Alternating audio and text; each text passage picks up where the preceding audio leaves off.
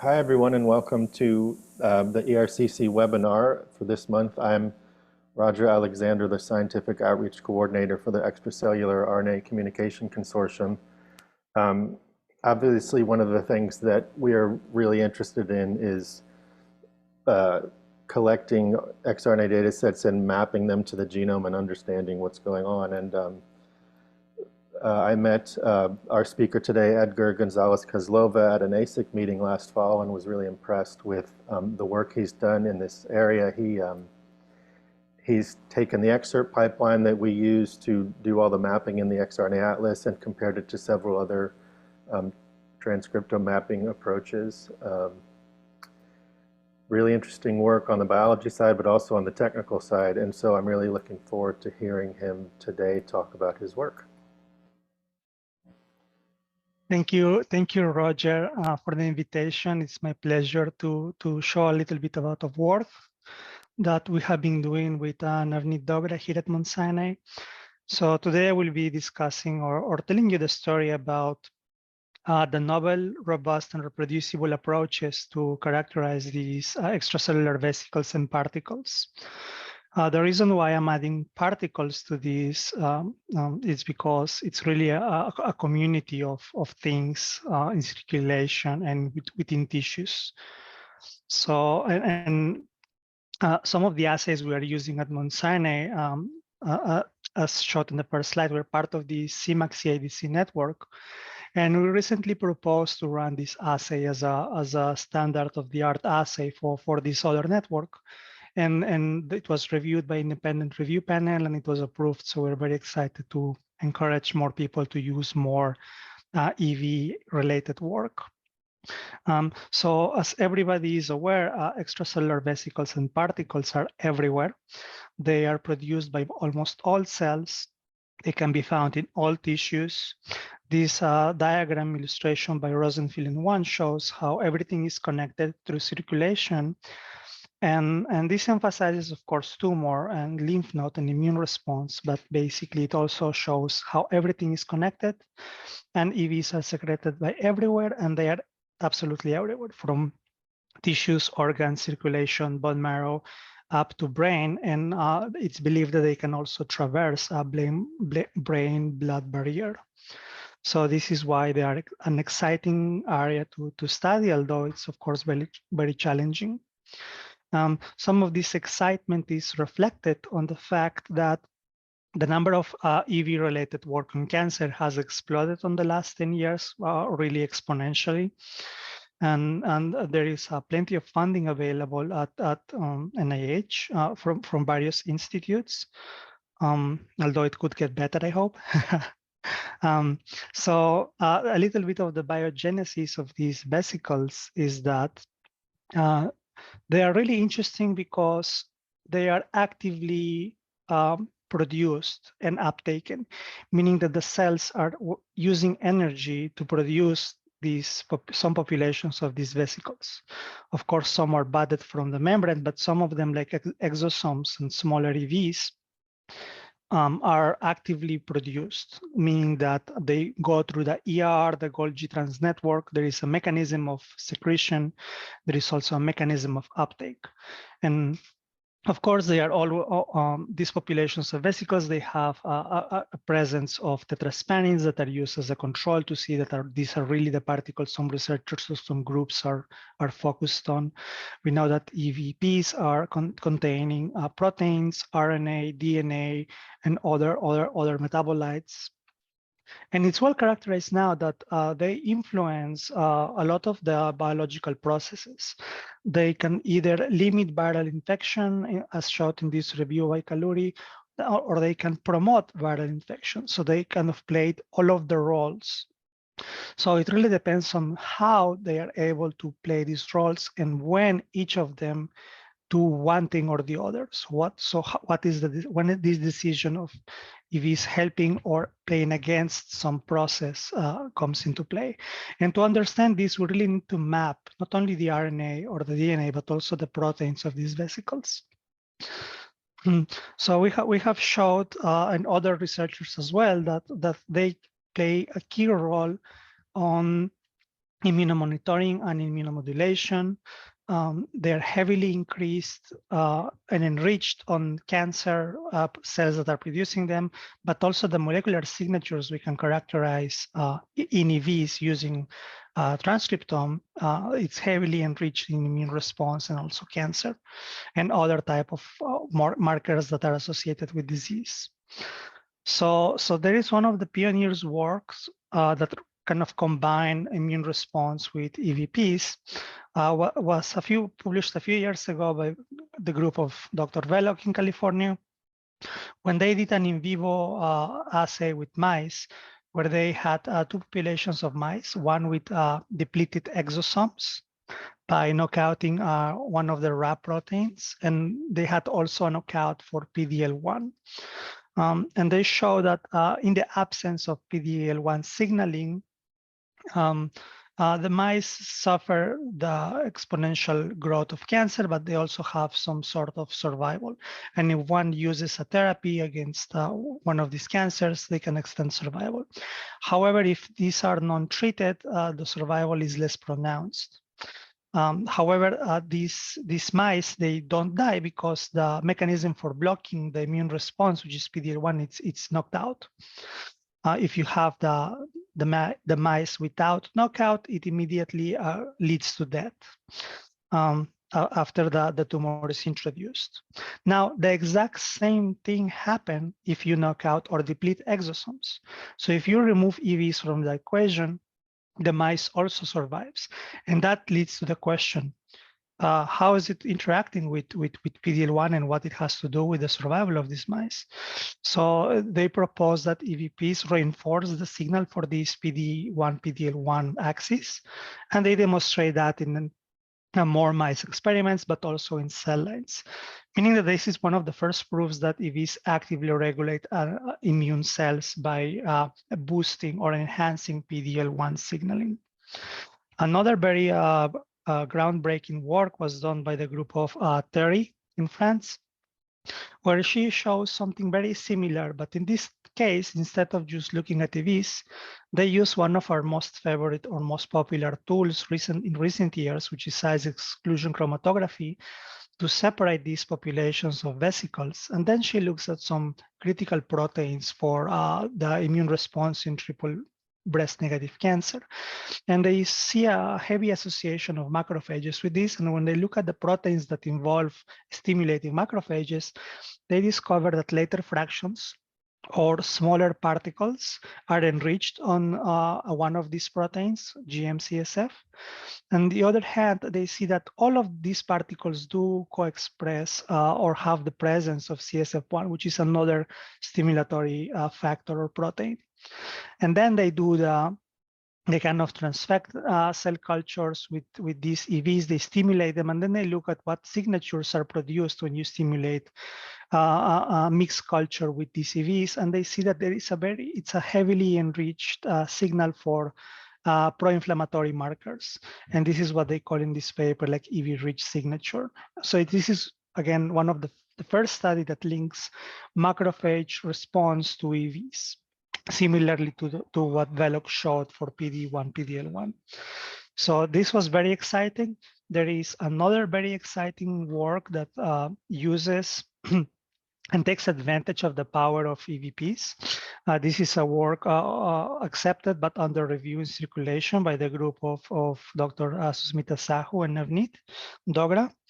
And here they isolate adeno-associated viruses, and they demonstrate that this can be encapsulated within EVs because they are much smaller than EVs, or at least the average size of EVs.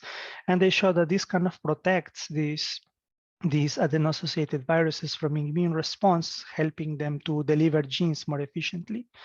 And here is where we kind of used excerpt, and we also used other aligners and other methods. And we observed that indeed, when you compare EV wild types to EVs that are encapsulating AAVs, they contain not a significant number of markers or RNAs that are going to be delivered at the same time as these AAVs. And this seems to be really enhancing or augmenting the response of this gene delivery. So this was very exciting because this kind of goes into play against a lot of people who only use nanoparticles.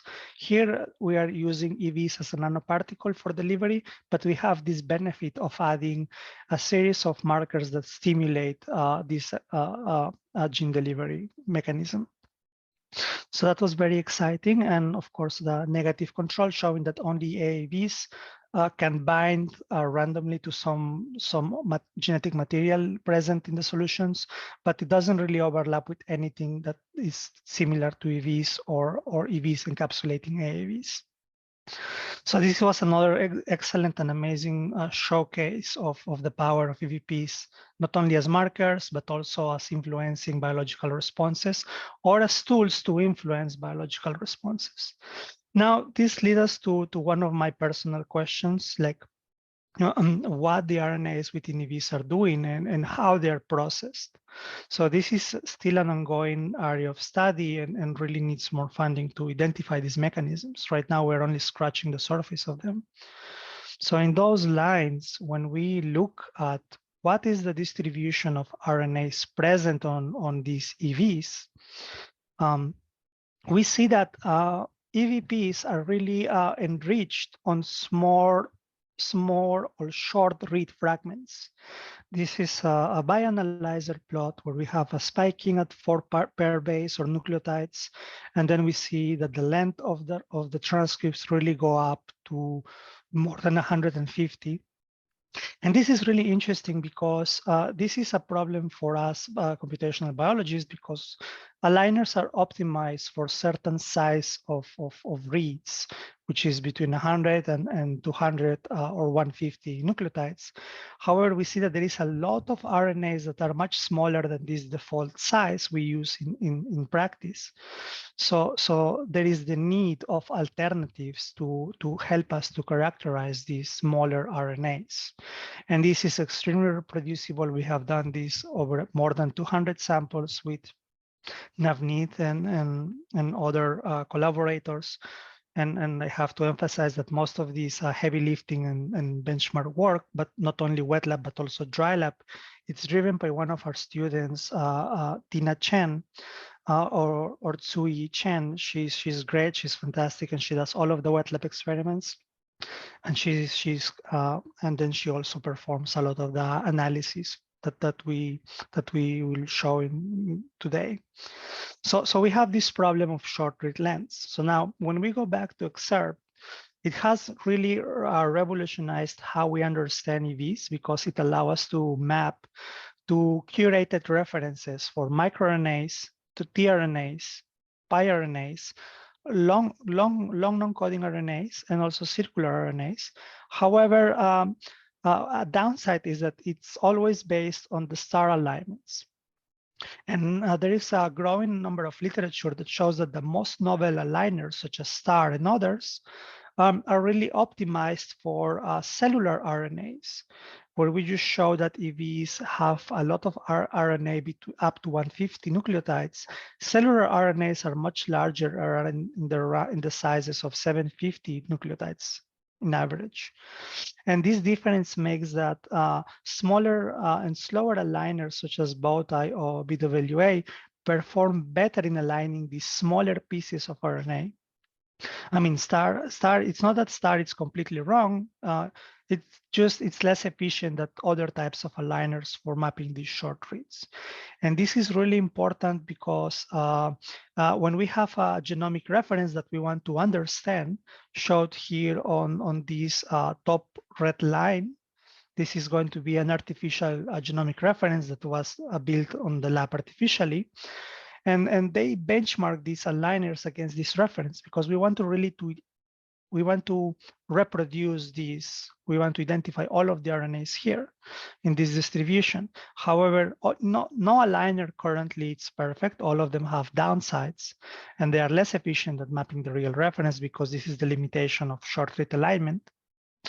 However, when we look at VWA and other short read aligners, they perform really well for shorter reads under 500 per base, but they underperform for the longer read lengths. So these tell us that we can still use the most recent aligners that are splice gap aware and allow us to retain all of the chimeric alignments and identify circular RNA, long non-coding tRNAs, but we lose the power to identify the smaller RNAs. So this is where currently we're looking for approaches to kind of maybe combine or develop a new approach, combine methods or develop new ones that will help us to overcome this limitation of just how we align pieces of RNA to a reference. So that is a very big interest for our group, and some preliminary results show us our second challenge. So the length size is our first challenge. Now the second challenge is going to be it's also related to the short run problem, but this is more a multi-mapping problem. So even if we tweak STAR and we make it recover more genes, less sensitive to multi-mapping, we still have in green, shot here in green, a large number of sequences, mostly short sequences that are multi-mapping. And usually these reads, because they are multi-mapping reads, they are either distributed uniformly on their, or they are thrown away, they are not used. So this is kind of lost information we have. And for someone who does classically RNA sequencing, this would be terrible. They would be, oh, you only have 5% of your RNAs mapped, this is not usable. Something must be wrong with your data or with your sequencing, but that's not the case because EVs are enriched on smaller length RNAs, meaning that this is real signal, except we just don't know where it's coming from. So this is where even a small improvement using other types of aligners help us to characterize and map to assign more reads to these regions, because it's just a slower alignment and it's more careful. So we can recover some of the signal using these other types of aligners for short reads, but that leads us to the second problem that I was mentioning, the multi-mapping reads problem. How can we fix this? And there has been, of course, a ton of research showing that multi-mapping is a problem that can be addressed. This fantastic review by these three authors shows lays the ground for all of the methods available and emphasizes that one of the newest methods for short read multi-mapping alignment is the read coverage-based methods. So here is where you're going to distribute the multi-mapping reads across based on how the distribution looks like. So if you have more reads mapping for larger genes, it's going to inherently put a bit more of these multi-mapping reads on those genes or those regions. And it's going to, based on this distribution, going to put less genes on the less number of gene regions. So this kind of, it's a distribution-based coverage. It seems to be retaining the best, it helps to retain the original distribution of the mapping, but it also helps to increase these count numbers that are so important for us to perform statistics down the line.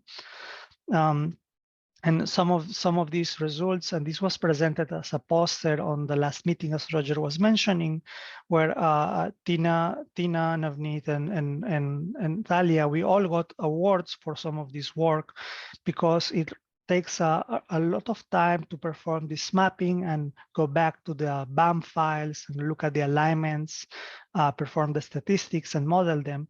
So something that is close to be published, led by Tina Chen, is that she took indeed a bunch of different aligners, including Excerpt. It took a lot of the data sets that were produced on the lab, including a lot of the data sets that are collected on xRNA Atlas. And she performs the variance analysis. She sees that aligner, unfortunately, it's one of the main drivers of variance. And here it's where we see that shorter aligners kind of are overrepresented in some in some RNAs. This is a log-fold change plot, and 0, it's kind of the average of all aligners, and it's comparing to bowtie. And we see that bowtie tends to quantify more these smaller reads, whereas Excerpt doesn't quantify these smaller regions as well. However, they kind of capture similar information. So some of these are extra, they're correlated, many of these genes, but many of them are not. And the problem relies on those that are not, because it's usually these shorter reads that are not well captured by STAR, which is part of the engine of Excerpt. So this is very exciting for us. So we always use all of the tools, unfortunately, which kind of doubles the work, but that gives us a great perspective to what's going on with these RNAs. And some of this is published already in literature last year by our group, where we compare these RNAs from patients and also from cell cultures. And we see that if you correlate the samples, the replicates, or the different biological samples at the transcriptome level, you see that cells to cells are usually correlated, which is expected. EVs to EVs are quite well correlated, as you can see here. And however, if we compare the references from cells to EVs, we see that there is a lot of things that are different between cells and EVs. So that means that these signatures are unique to either origin of genetic material. And then when we perform pathway analysis, we can see that in proteomics, and compare proteomics to transcriptomics, some of these processes are similar. We can detect RNA binding, because it's great to see this here, because there is a lot of research on trying to understand how RNAs are packed into EVs, and there is some Nobel Award winners that have shown some of these mechanisms. However, this is kind of a validation for those results, and also for us to make sure that kind of be relieved that our results look like results should look like, meaning that we're doing things correctly. There is no artifacts introduced in preparation of samples or in sequencing. But more interestingly enough, we also see a lot of binding proteins for mRNA. We also see that even the RNAs that are in these EVs are enriched for these mRNA binding domains. We also see some other interesting markers between these signatures we decompose from cells and EVs. So this is published, and here we kind of used all of the aligners, because we indeed still struggling to identify which one is the best. Now, this is when we talk about EVs as a whole population, like when we take all extracellular vesicles and particles from either serum or urine. But in reality, the picture is even more complicated than that, because we know that EVs are a community of vesicles or particles. And this diagram on the left shows clearly that this is going to be overlapping in density, and it's going to be overlapping in diameter. So here we have our most famous EVs like exosomes, and here we can see the particle sizes for microvesicles, microparticles, apoptotic bodies, and larger structures that are not cells. At the same time, these sizes are going to be overlapping with lipoproteins and other lipid-like vesicles. So it's important to understand and always keep in mind that we're looking at a community of vesicles. And all of these can be isolated, but then we get into the problem of how much material we have for sequencing or for proteomics. So this is where one of the most popular approaches, and something that we are now using in all of our studies, is using size exclusion chromatography. Instead of looking at all populations of EVs together, we separate them in three or sometimes more major fractions using size exclusion. And this can be stratified on like larger particles, smaller vesicles, and very small, very tiny vesicles, almost free vesicle genetic material that it's usually recorded in literature as circulating RNAs or cell-free DNA or one of those. So this kind of help us to narrow down a little bit the window of what are we looking at, because there is a big difference between microvesicles and smaller EVs. And then when we look at the signatures within these communities, within cancer or immune response, we see that because these are active, but probably because these are actively secreted, and containing disease-specific signatures, we see that these are also unique to the biofluid where we are extracting the material.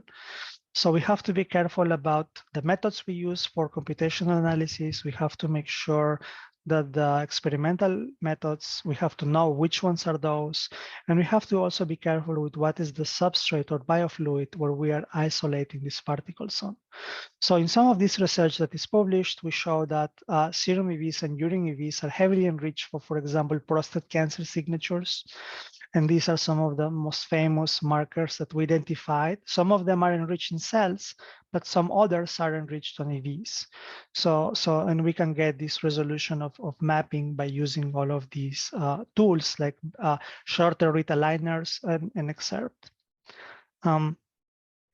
So now, then the other important thing that we usually ignore when we use a regular aligner is that because after we align all of the reads, we're going to be counting how many features we have, which genes were aligned, which genes, which regions were amplified.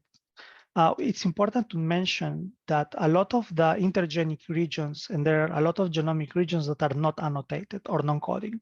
And here is where excerpt and other methods that we use do a great job on telling us which are these non-coding RNAs, because as we see here on the left, it's almost half of the signal that we have for coding RNAs, it's also present in non-coding RNAs. And if else, there are actually more non-coding RNAs than just coding RNAs. So this is very important to keep in mind. And if we just look at the distribution of top signatures in prostate cancer, we see that this bar showed on green, it's mostly non-coding RNAs. So this was very exciting to see. So then we asked the next question, which is, what are these non-coding RNAs and where they are located?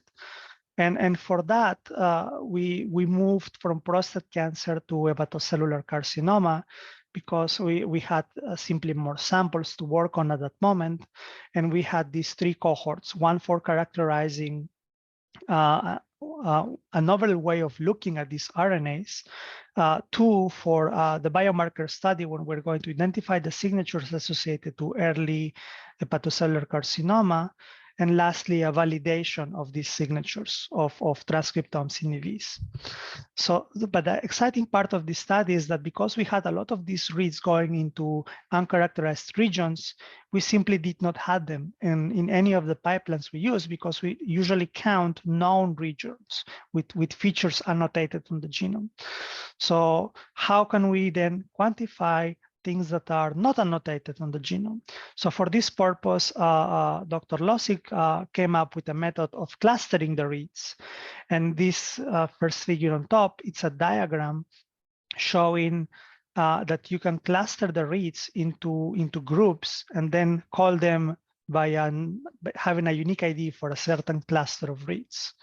And these are called small read clusters. And we also observe that these clusters have properties. Some of them are very low complexity, meaning that they are only one peak of reads standing out.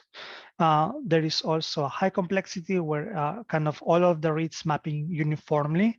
And then we have some other of these clusters that we have both. We have the peaks and we have the valleys together in a cluster. So this is one approach we use for mapping these uncharacterized regions in the genome. And we saw, again, that this was very strongly associated with disease or detection of hepatocellular carcinoma early on. We perform all of the necessary corrections, the modeling of the covariates to see that we were not missing anything. We make sure we had enough reads to begin with, that we're producing enough counts, and then we perform using standard of the art approaches for differential expression. And also we explored some of the properties of these three different cluster types of EVs we had, of EVRNAs we had. And we came with a nice surprise that indeed, if we count if we count these uncharacterized RNAs, we see that they are one of the most abundant or most expressed RNAs we have in exosomes. And then we went back and we applied this to xRNA atlas datasets, and we were also able to identify them on other datasets from this consortium. And we observed overall that exosomes were predominantly enriched, again, in very small size RNAs. And this is quite interesting because this figure on the left is showing the size of the center of the clusters, of these read clusters. And we see that they're quite small. They actually reach the limit of what we can map, which is 15 nucleotides. Anything smaller than 15 nucleotides is just too small and it will map anywhere on the genome. Whereas 15, we will have a lot of multi-mapping reads, but it will still have some specificity. So this was very exciting. And then when we decided to go back to the validation cohort and validate some of these read clusters, we picked 3 of them, and we tried to perform diagnosis using the expression of these three read clusters, and we saw that the expression was quite high in patients with early HCC. And when we compare this to the standard of the care in the clinic, which is the IFP protein, we see that these RNAs from EVs are performing better than the standard of the care, which is the standard of care, which is the AFP protein. But because we want to really help patients, what happens if we combine both the standard of care and the eVRNAs? And then we got this beautiful curve on top, which is above 80% sensitivity for early detection of HCC using these three clusters of RNAs from EVs. This work is published in GAT a few years ago. And it's quite exciting to see that as long as you are consistent with and filtering your data, as long as we have negative controls to remove environmental RNAs, and we are very careful with how we do the mapping, and we look at many things. We look at the larger read lengths, we look at the smaller read lengths, we can still find signatures that are very unique and very useful in extracellular vesicles. So there is yet another group of researchers that are trying to understand where EVs are coming from blood, because that is one of the main questions that we get when we apply for grants, is like, how do you know where this thing is coming from in the body? And for that, there is a lot of methods that can perform mapping of signatures, reference mapping, or signal deconvolution, as it's also called, for specific cellular signatures. And there is a lot of effort trying to figure out these for EVs. Now, there is a tool that I didn't show today, but the ERCC also developed a tool parallel to Exert that allows us to quantify how much lipid or how much lipid fraction there is on this material using genes and lipoproteins. And we also have to always be aware of that. But in this case, this study that I'm showing you here, they try to map these EVs from blood to a reference, to a genomic reference using single cell sequencing data. And they mapped to EVs from blood to all of these organs showed on the first figure. And they also map it to immune cells, because I was mentioning EVs are critical in regulating immune processes as well.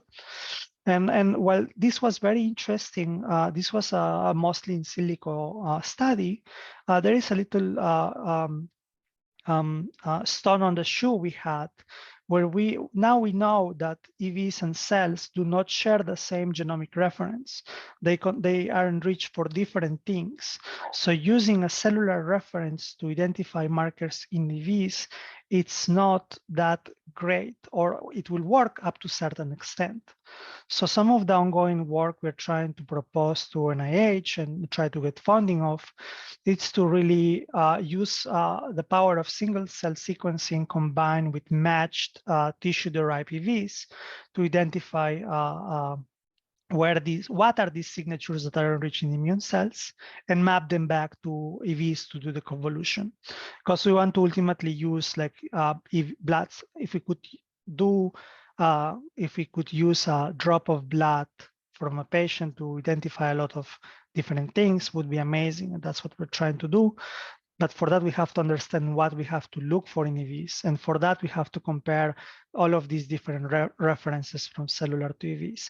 So this work, we map some of these references. Unfortunately, it was only one patient, but it's a great proof of concept where we are mapping the signatures from single cell to serum EVs. And we are seeing that if we perform the convolution using the signatures, we get almost the same profile as with single cell. So if you want to know whether the sample and what are the genes associated for T cells, we would get a 27% of T cells using single cell, and we would get 21% of cells using T cells.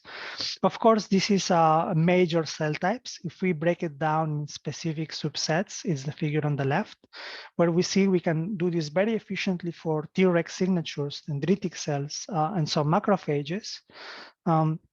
However, we underperform in some other populations, of course, of immune cells because they are more rare, and because we have this problem, this limitation of how much RNA is present.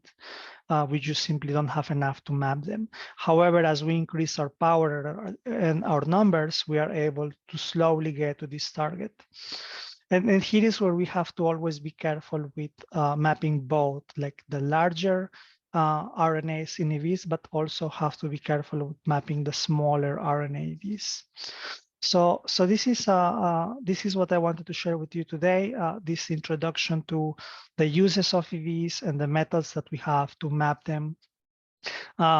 We're almost there. So just to conclude this presentation, I would make a small summary saying that we have to improve how we characterize these EVs. Different alignment methods can generate different results.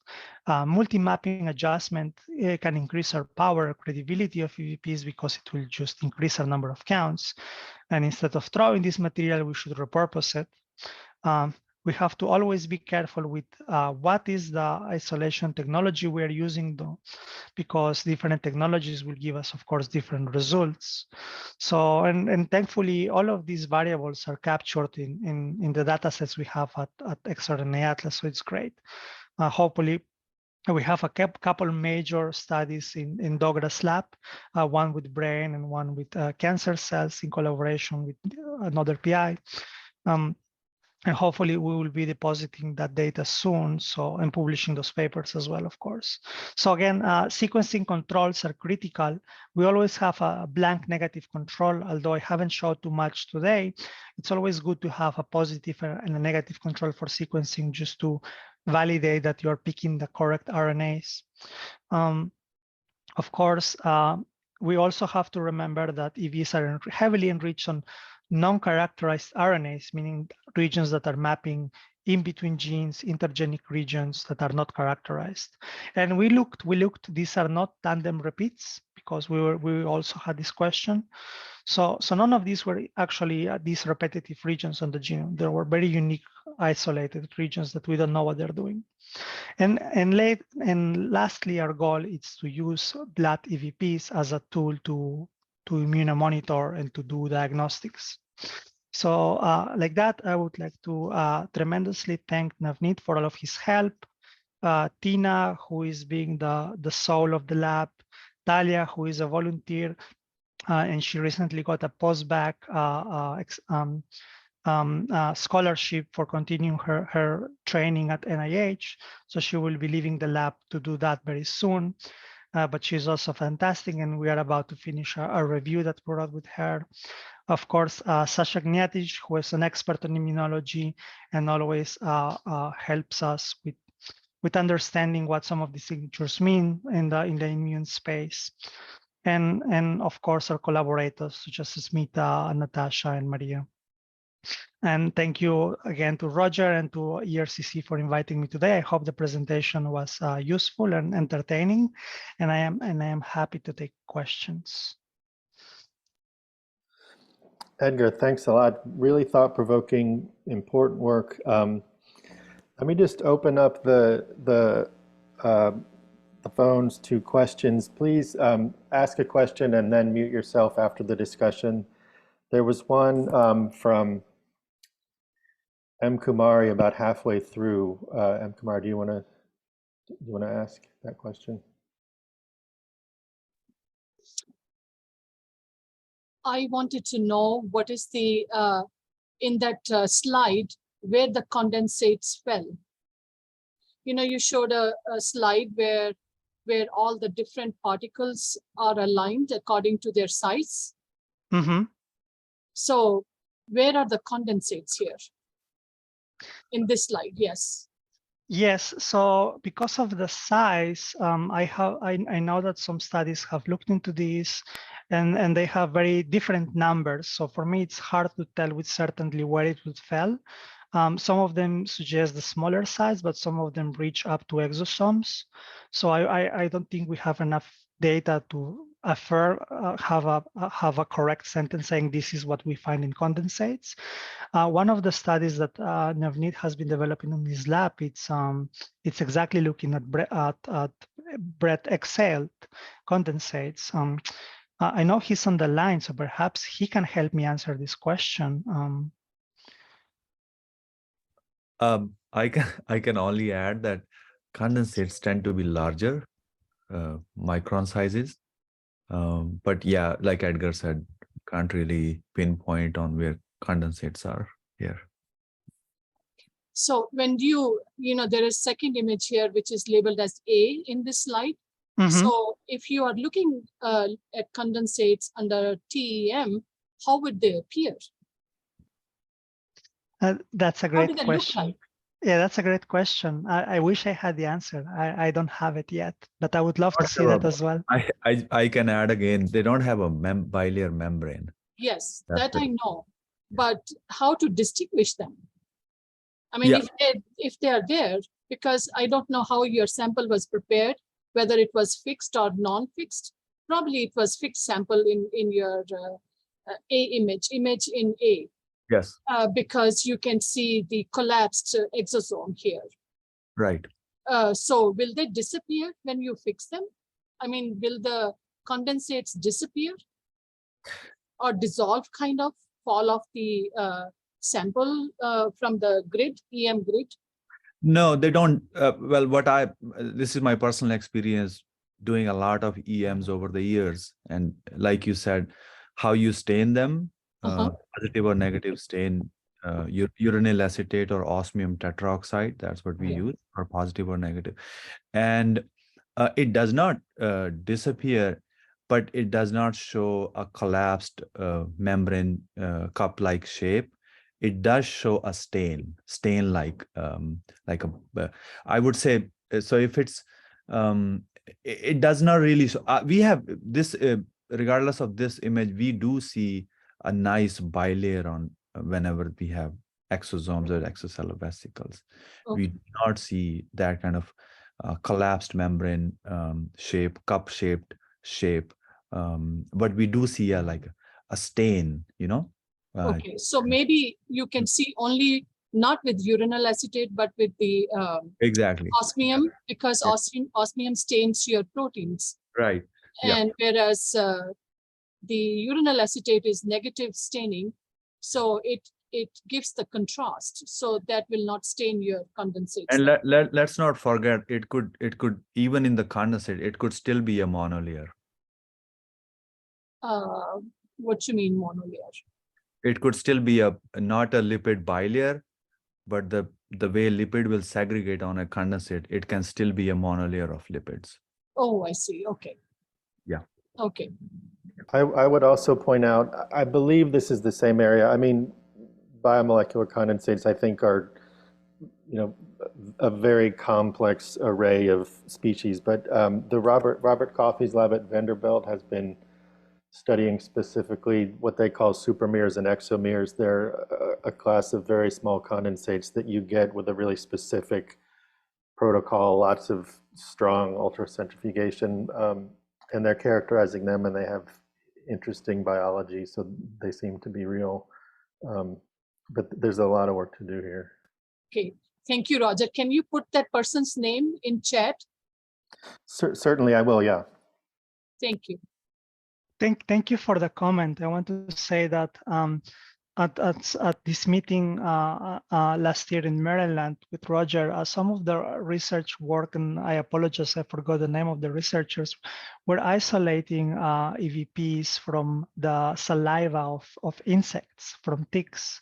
So they're interested in a different question, but I was very impressed of how they can get enough material, do that incredibly low amount of particles that it can be found on this. So we have to, and I appreciate all of the efforts on these areas, including the area of bread condensates, because it really gives us another perspective of what is happening biologically. But also it's very difficult, exactly because we have so much few material to work on, and we have to we know that we're already stretching it a little bit by doing sequencing on just regular biofluids. I imagine it's even more difficult to do proper proteomics or transcriptomics in these other type of vesicles present on either excel or saliva of other animals or even humans probably. Yeah, so Edgar's talking about the work of Hamida Sultana at University of Tennessee, Knoxville.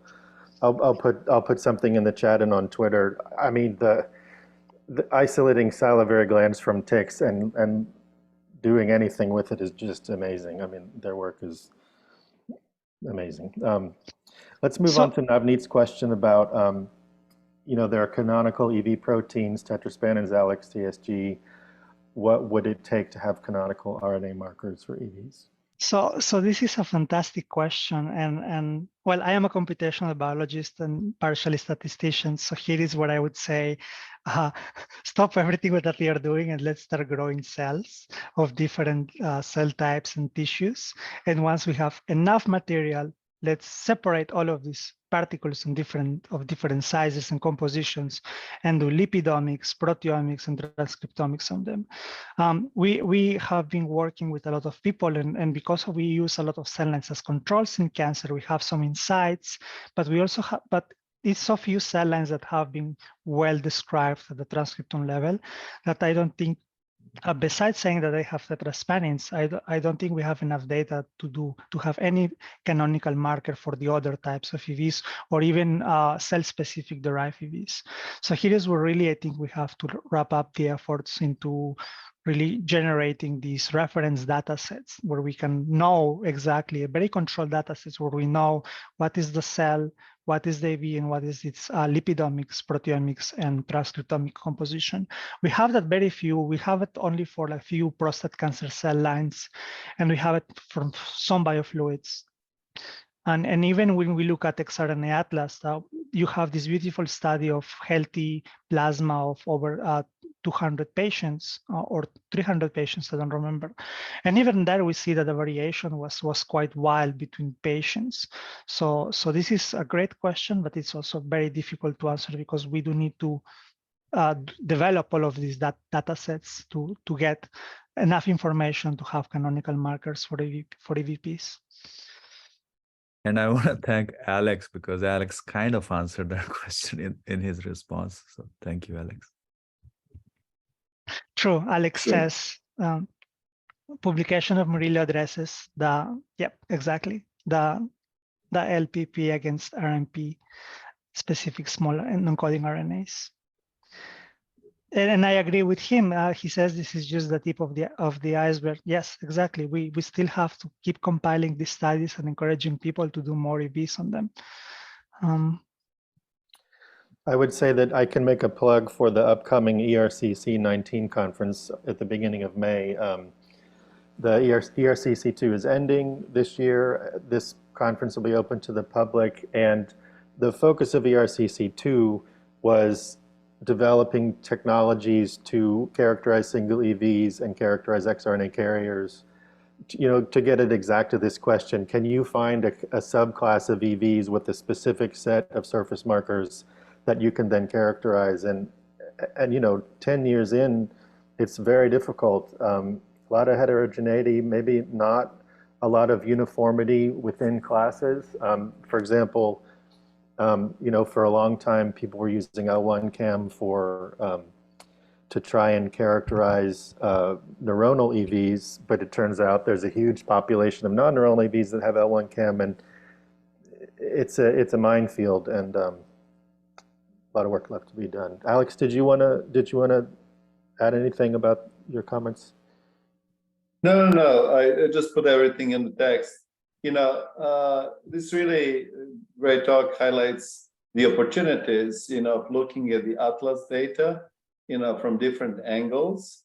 And so even beyond the ERCC, we'll be looking forward to, making these kinds of analysis possible. So the key to the success is for the community to agree to share the data, through the Atlas, so that others can use it as a substrate, for developing new ways of looking at this data, which certainly is going to be an open field of research, as this talk indicates. We are really in the first stage of the ERCC. We looked just at the annotated regions. In the second stage, we're actually moving to a lot of transcript and non-coding regions that are not annotated. It turned out they are RNA binding associated RNAs, but this is still a tip of the iceberg, right? There'll be new ways of analyzing short reads, by new algorithms, merging these short read mapping segments into larger units, etc. So, we're looking forward to growing this research in the future and making it possible for these kinds of analysis, and then deploying these tools and methods, for community to look at their data sets through the prism of these new findings.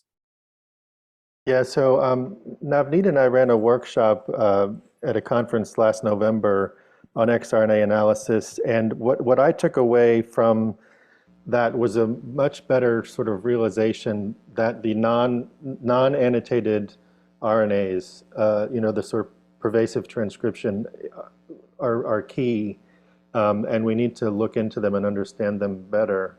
And with that, I want to focus on one of your slides, Edgar, from Bojan Losic's SMERC work in liver cancer. You've got that AUC plot. If you're interested in biomarkers, it doesn't matter what the thing is, as long as it can differentiate cases from controls.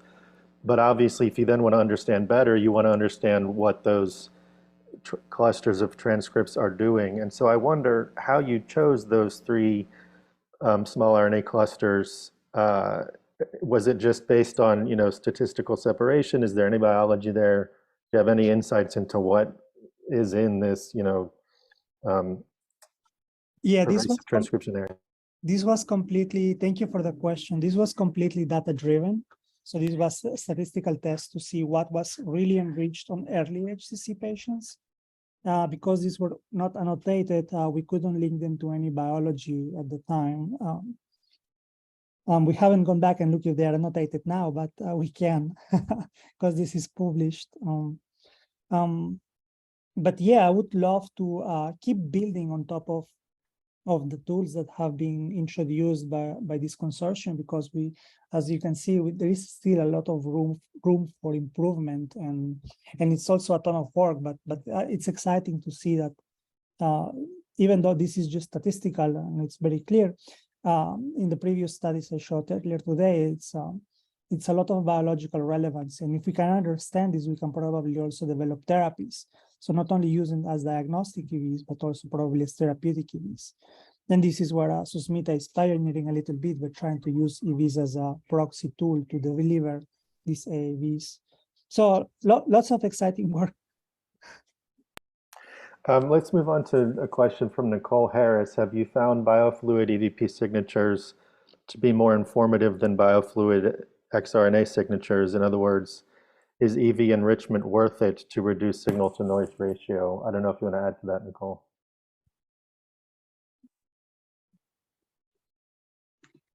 Yeah, I guess my question is, so as you just said, looking at this, sometimes if you're looking for a biomarker, you don't necessarily care which specific EV population you're looking at, so long as it can differentiate cases from controls. So I'm trying to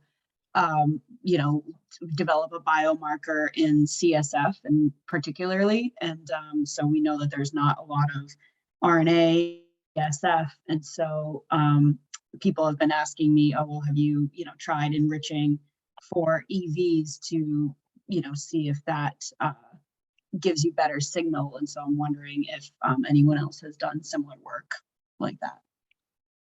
Yes, thank you for the question. It's a great question. In my opinion, if you're looking for biomarkers, the best is to, yes, here you don't care whether if it's an EVP or just an xRNA signature, you just want to know that it's there and that it's informative of a disease or whatever phenotype you're interested on.